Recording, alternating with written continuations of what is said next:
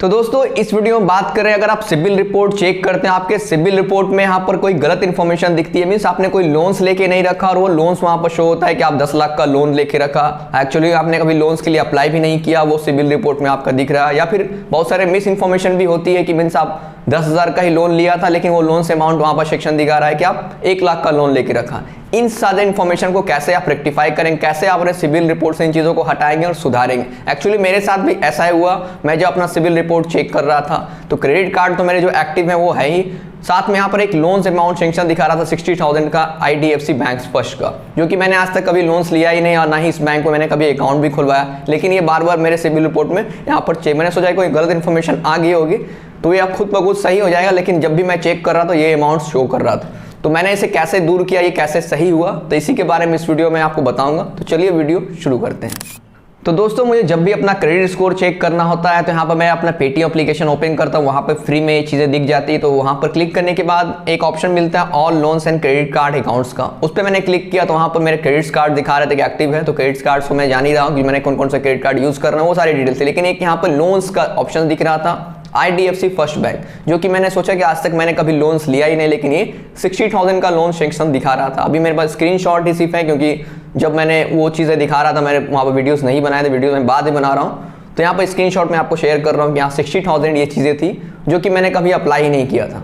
तो इसके रिगार्डिंग मैंने क्या किया, यहाँ पर ट्विटर पे गया, तो मैं IDFC बैंक फर्स्ट के ऑफिशियल ट्विटर अकाउंट पे गया, ब्लू टिक लगा होता, वहाँ पर मैंने डायरेक्ट उनको DM किया, मीन्स डायरेक्ट मैसेज किया मैंने कि मुझे अर्जेंट क्वारीज चाहिए कि लोन्स के रिगार्डिंग, मैंने कोई लोन्स तो लिया नहीं था लेकिन मेरे सिबिल रिपोर्ट में यहाँ पर 60,000 का लोन्स दिखा रहा। तो उन्होंने तुरंत रिप्लाई में एक दिन बाद मैसेज मुझे आता है कि आप अपना कॉन्टैक्ट नंबर दें, उसके बाद आपसे हम कॉन्टैक्ट करें। तो मैंने अपना कॉन्टैक्ट डिटेल शेयर किया।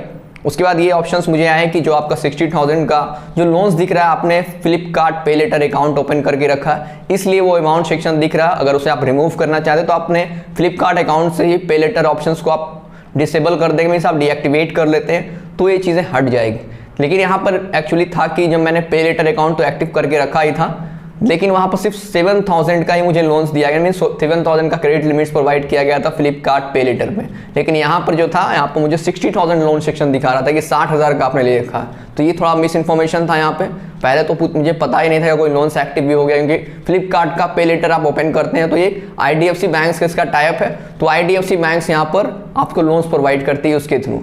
तो 7,000 यहाँ पर होना चाहिए था, लेकिन यहाँ पर 60,000 था। तो मैंने फिर इसके रिगार्डिंग फिर मैसेज किया कि मैं यहाँ पर सिर्फ 7,000 का ही पे लेटर अकाउंट एक्टिव है, मैंने 7,000 रुपये लिमिट मिली, यहाँ पर 60,000 नहीं है, 60,000 लेकिन मेरे क्रेडिट रिपोर्ट में दिखा रहा है। तो उन्होंने कहा कि अपना स्क्रीनशॉट आप शेयर किए, तो मैंने अपना स्क्रीनशॉट शेयर किया और देख सकते हैं पे लेटर का यहाँ पर 7,000 रुपीज़ जो है मुझे मिला हुआ था यहाँ पे लेटर अकाउंट में। उसके बाद उन्होंने पूछा लोन नंबर आप बता सकते हैं, लोन नंबर क्या है। मैंने बोला लोन नंबर तो पता नहीं, लास्ट 4 डिजिट हमें पता है जो कि यहाँ पर दिखाता है। आप क्लिक करेंगे लोन्स के ऑप्शन पे जब आप सिबिल रिपोर्ट चेक कर रहे होते हैं, तो लास्ट 4 डिजिट था, तो मैंने उन्हें बताया। उसके बाद तब भी उनको डिटेल्स मिल नहीं रही थी, तो फिर मैं यहाँ पर एक ऑप्शन होता है, आप पूरा अकाउंट डिटेल्स निकाल सकते हैं सिबिल रिपोर्ट से ही।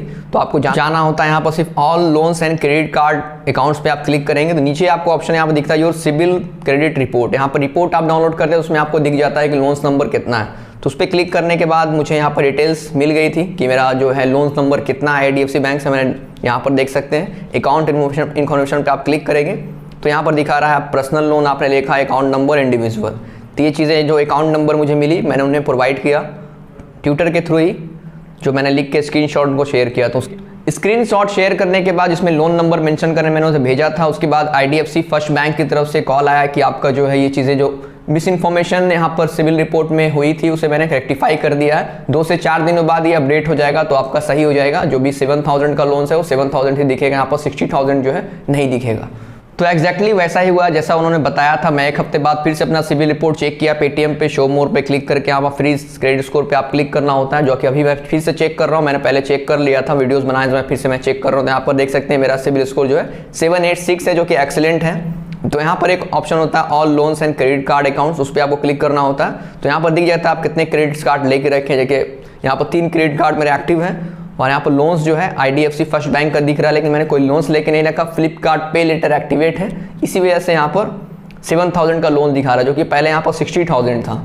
तो यहाँ सही हो चुका है, 7,000 का मेरा पे लेटर का अकाउंट एक्टिवेट है, इसलिए 7,000 रुपीज़ यहाँ पर शो कर रहा है। तो जो ये चीज़ें जो है 1 हफ्ते के अंदर ये सही हो। तो आप भी इसी प्रोसेस को फॉलो करके आपके सिबिल रिपोर्ट में जो भी मिस इन्फॉर्मेशन, गलत इन्फॉर्मेशन आ जाती है तो अपने पहले जो बैंक्स का जो लोन्स दिखाता उससे कॉन्टेक्ट करना होता है। जो भी मतलब जैसे कि यहाँ पर IDFC फर्स्ट बैंक था तो इसका लोन्स दिखा रहा था, मैंने उनसे कॉन्टेक्ट किया तो उन्होंने सही कर दिया। या फिर अदर कोई भी बैंक्स का हो सकता है तो आप उनसे कॉन्टेक्ट करेंगे ट्विटर के थ्रू, मेल्स के थ्रू या कस्टमर रिप्रेजेंटेटिव कॉल के थ्रू, तो वहाँ से हेल्प मिल जाती है आपको। तो उसके बाद ये चीज़ें सही हो जाए। उसके बाद भी अगर नहीं होता है तो आपके पास जो अगर आपने लोन्स लेके रखा है, एक्चुअली में मैंने तो यहाँ लोन लिया नहीं था, एक्चुअली में जब आप लोन लेके रखते हैं कोई 60,000 या 80,000 का, लेकिन यहाँ पर सिबिल रिपोर्ट में 8 लाख या 10 लाख चढ़ा दिया जाता है, तो उसे भी रेक्टिफाई कर सकते हैं क्योंकि आपका सर्टिफिकेट होता है। तो आप उस बैंक्स को भेजेंगे मेल्स तो वो सही कर दिया। अगर उसके बाद भी सही नहीं होता आप सिविल डिपार्टमेंट को इन चीज़ें आप मेल कर सकते हैं। सिविल के वेबसाइट्स पे जाएंगे, वहाँ पर आपको डिटेल्स मिल जाएगी कैसे आपको भेजना है, तो आप ईमेल कर सकते हैं रेक्टिफाई करने के लिए, वो सही कर देते हैं, आपके पास प्रूफ होता है तो चीज़ें सही हो जाती है। तो ज़्यादा दिक्कत होने की बात नहीं। बहुत सारा होता है कि अगर आपने लोन्स नहीं भी लेके रखा